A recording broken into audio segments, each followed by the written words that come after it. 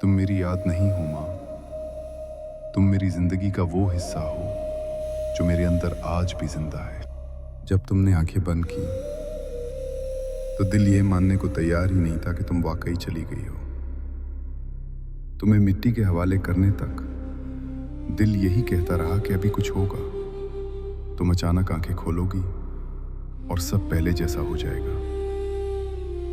फिर कई दिन तक, कई रातों तक ये यकीन ही नहीं आया कि तुम इस दुनिया में नहीं रही। मैंने बार बार तुम्हें पुकारा, मगर जब हर पुकार के जवाब में सिर्फ खामोशी मिली तो दिल आहिस्ता आहिस्ता ये मानने लगा कि अब तुम वापस नहीं आओगी। और फिर दिल ने एक नई उम्मीद ढूंढ ली कि तुम ख्वाब में आ जाओगी। हर रात उसी उम्मीद के साथ सोता रहा, मगर कभी कभार के सिवा तुम ख्वाब में भी नहीं आई।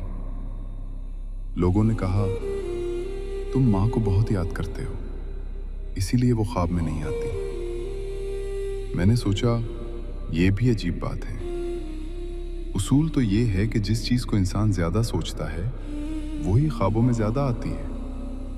फिर तुम ख्वाब में क्यों नहीं आती? इस सवाल का जवाब मुझे अब मिला।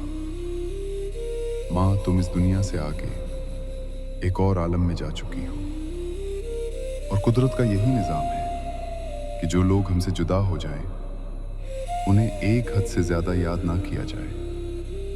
कि अगर हर बार हमारी याद और हमारी उदासी पर वो ख्वाब में आ जाए तो हम इसी इंतजार में रह जाएंगे।